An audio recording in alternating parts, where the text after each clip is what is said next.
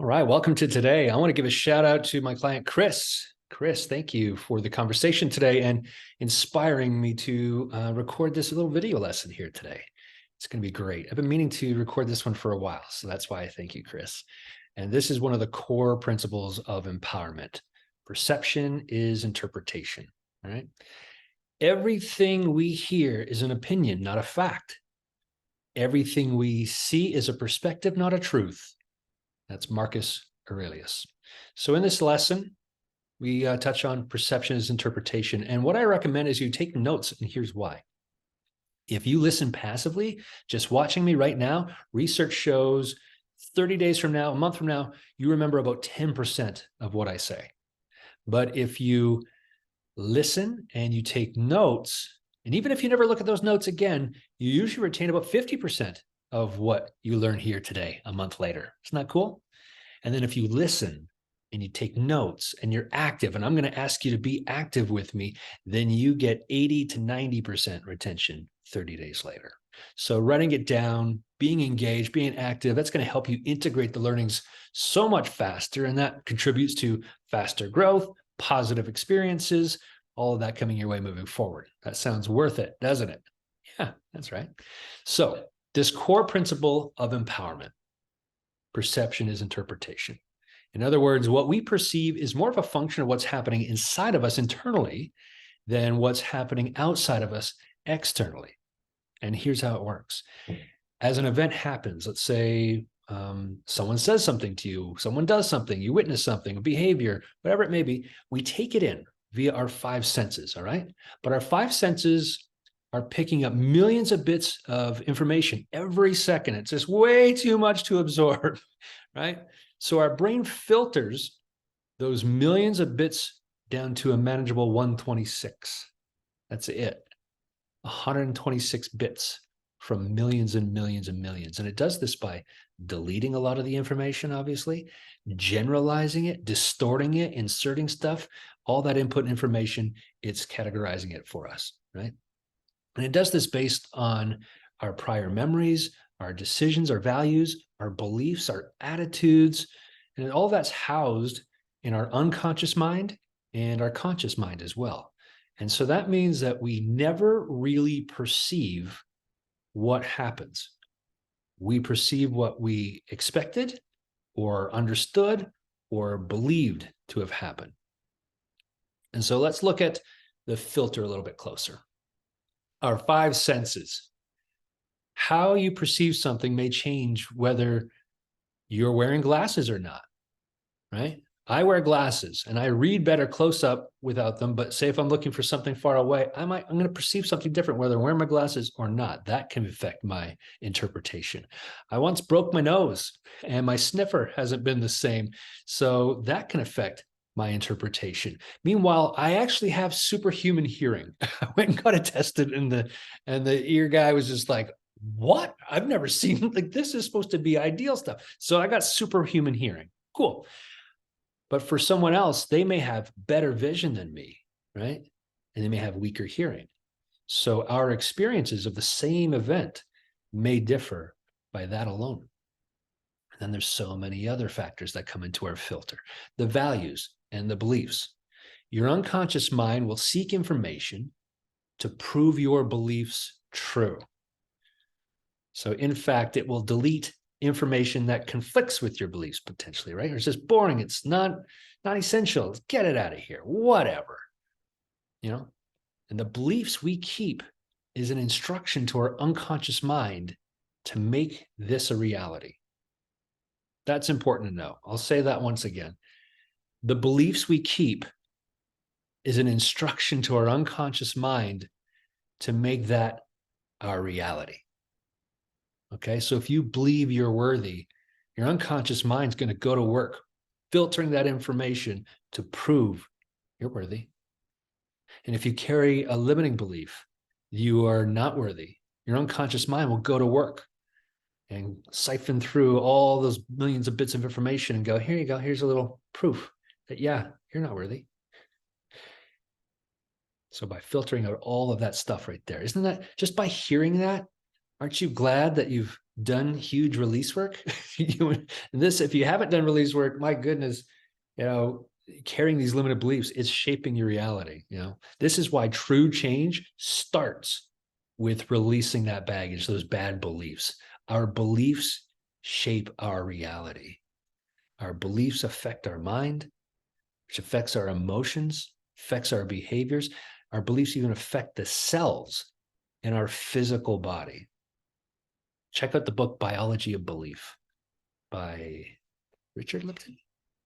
It's good. It's good. All right.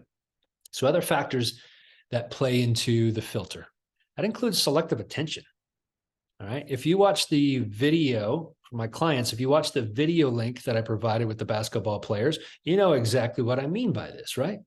When we focus on one thing, we're ignoring something else. And so let's do another little exercise here. Let's get active and really ingrain this into your body, all right? And you may or may not be familiar with this one. I'm going to invite you to, just for a few seconds, all right, just look around the room and look for red. Look for things that are red, anything that is red. Go ahead, start doing that now and count them. Count them. Oh, that's red over there. That's burgundy. That counts. That's reddish enough. Yeah. Oh, that brown's kind of red. Yep, give it. Is that burnt orange or is that red? You can start twisting that and just count everything that you perceive to be red. And then stop. Excellent. And now this is where I go, all right, how many things were red? How many things were reddish that maybe you counted, right? Excellent. So how many things were green? And this is where you might reflexively just start looking, oh, wait, huh? No, don't look. The point of the question is, wow, what an unfair question. Because one, you may be red-green colorblind like me, so that's unfair. But really, it's the two. You weren't looking for green. So how could you possibly have an accurate answer for that, right? You were focused on red. Your brain pushed aside other colors so it could focus on your interpretation of red and get you the response that I was requesting, right? That you were seeking. Yeah. Remember, where's Waldo? All right. What color striped shirt was he wearing? Red, white? Were the stripes vertical or horizontal? You may remember that. Horizontal. I ask you, so as you look for Waldo, you're instructing your mind to seek that specific wardrobe, right? That look that he had. You're like, okay, I just got to find this little striped guy in this whole big crowd with all these people. Let's see if I can find, where's Waldo? Where's Waldo? You find Waldo. Nicely done. Good for you. And then you close the book. And then I ask you, cool. Did you see the clown? And you'll be like, what clown? There's a clown? I'm like, yeah, there's a clown. And so I invite you to go back. You open up the book. And to your surprise, you find the clown right away, because that clown is 4 times the size of everybody. And it's decked out in its clown colors and its clown shoes and hair and nose. And it's doing a big clown pose. Hey. It might even have balloon animals, right? And look at it right there. Boom. He stands out like a sore thumb now, but not when you were looking for Waldo.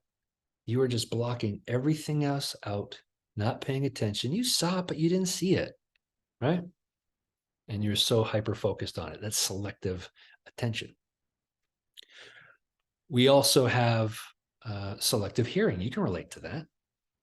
Ever be in like a crowd of people and you hear something like across the room or nearby, and all these voices were just blending into a muddled mess, but all of a sudden something stuck out to you. Someone said something across the room and you were interested in it, and somehow you heard it above all the noise of all the mess and the muddled voices. It catches your attention just like that. And that's because your brain is on the lookout. It's like antennae, just trying to sense out what is out here that pertains to me, that interests me. And so it's on the lookout to pick on anything that is aligned with your beliefs and your needs and your interests.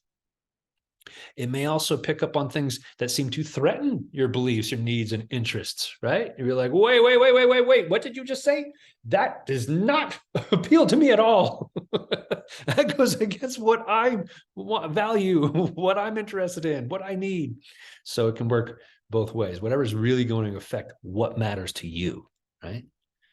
That's why knowing our values and being intentional with them is so powerful, because we're instructing our unconscious mind what to look for, what to listen for. And that shapes our reality, as you know now, right? Another factor is your mood, your attitude at the time.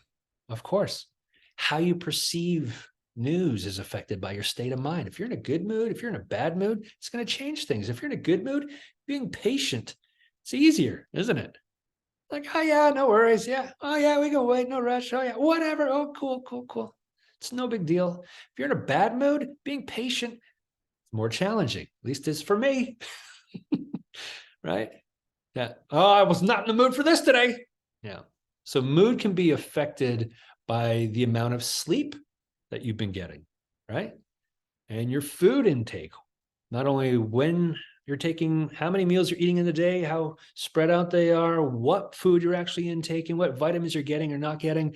You may be well nourished and you feel great and alert and your energy is good. You may be in a food coma. You know, how you perceiving things then. You may be hangry, right? That's going to shift how you're perceiving things, how you're tolerating things, what everything you're interpreting right there.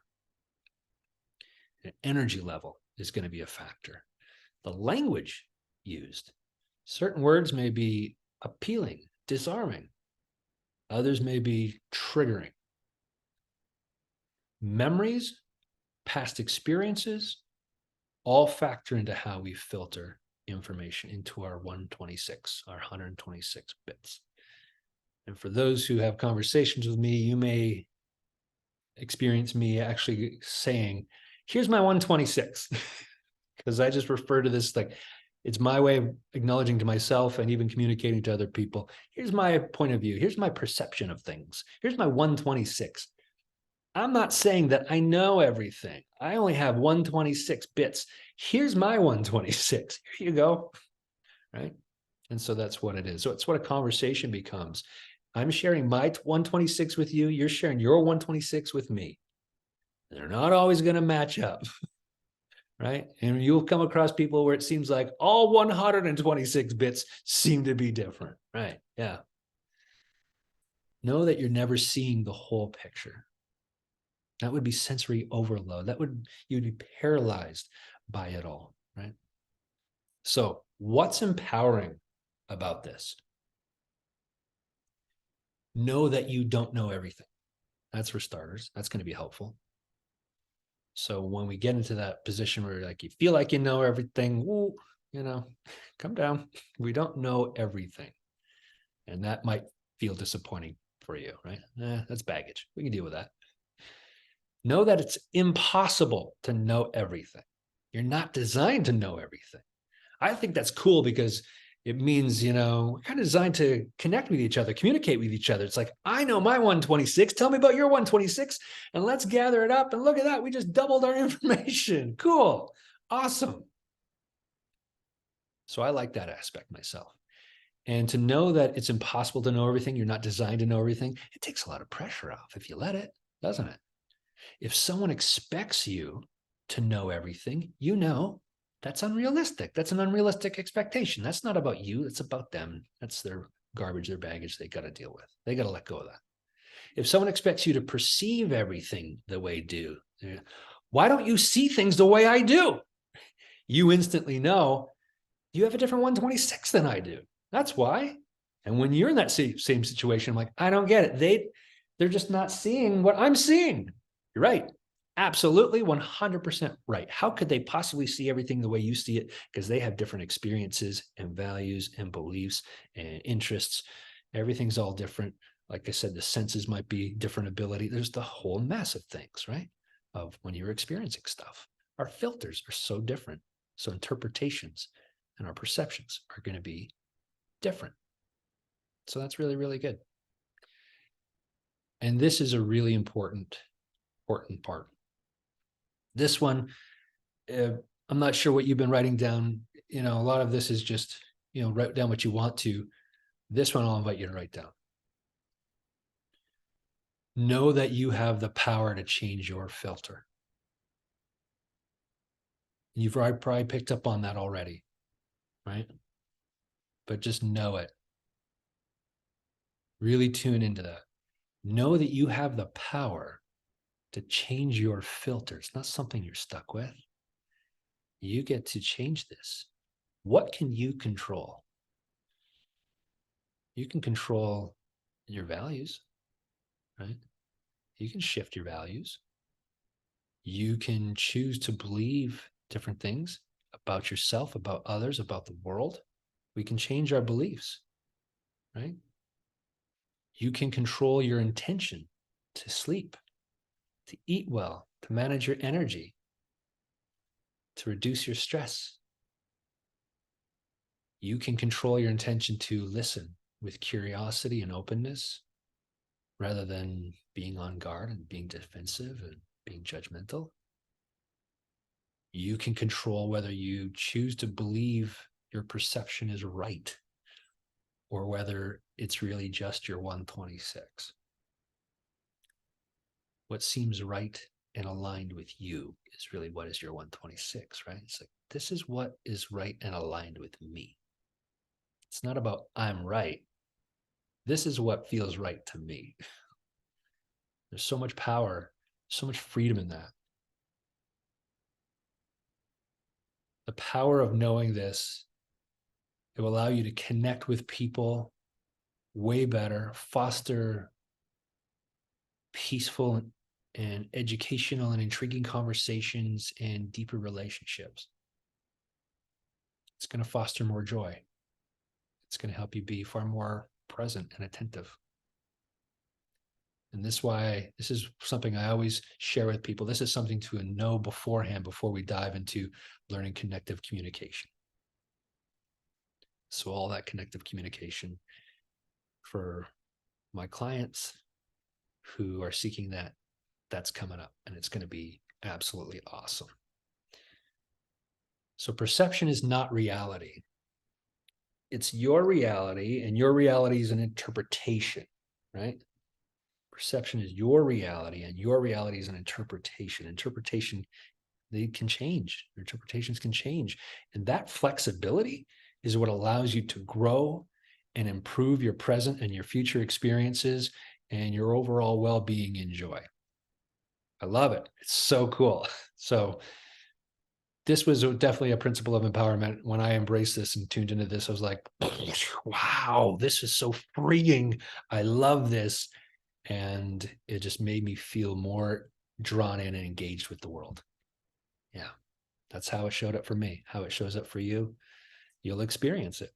So I want to thank you for your time and your attention here today. I congratulate you on continuing to show up for yourself in such a huge way. And I invite you to take a moment to jot down, your biggest takeaways from this discussion. What feels aligned with you, perhaps what doesn't feel aligned with you, right? There's so much power in that awareness. And you now have added knowledge. But beware, you'll often hear me say, knowledge is not power. That's a lie. We were told knowledge is power. Knowledge is not power. And here's an example. Knowledge without integration, I refer to it as a paperweight of the brain. It's in the brain and it's doing nothing. It's like a paperweight. What's the point? Just a fancy paperweight. So integrated knowledge, now that is power. Think about you learn a technique and a tool that can empower you. You're like, you learn it. I have the knowledge to use it. Cool. And then you don't use it. What's the point of knowing it? It's useless. Knowledge, not power. You integrate that tool. Oh my goodness. You took that knowledge and you integrated it. You transformed your life. You elevated your life. My goodness. Now you're shaping and taking responsibility and creating a reality by design, a life by design. That's empowerment. Well done. Now, one way to integrate things a bit deeper, I'll share this with you if you like, is to go share this with someone. Teach it to them. Say, hey, I learned something here about this today. Pass along the knowledge. They may gain something from it. You'll definitely gain something from it. Even if it goes in one ear and out the other for them, you are gaining something from it. This is empowering you. It ingrains it deeper into your brain. And you can even discuss like what you want your filter to be. That can turn into a conversation with someone if you want. What you intentionally want to create or not. Speak it out loud to someone. If you don't want to speak it out loud to someone, I invite you to speak it out loud to yourself. Sometimes you have conversations in your brain and it's like, yeah, that could work. Ever speak it out loud and you're like, that sounds silly actually now that I say it. Or like, whoa, that actually sounds like really cool now that I say it out loud. Saying it out loud, speaking it out loud. I would say go into a mirror, speak it to yourself, have a conversation with yourself, see how it lands, teach yourself, really ingrain this. There's just so much coolness and beauty and power in setting that intention. And there's a valuable accountability and support that can come from this little exercise. So have fun with it. That's the bottom line. Have fun with it. Feel the energy in your body as you gain new knowledge, and then you go and you want to integrate it, and let those positive feelings really anchor into this principle of empowerment, that perception is interpretation. And now you get to go and explore everyone else's 126.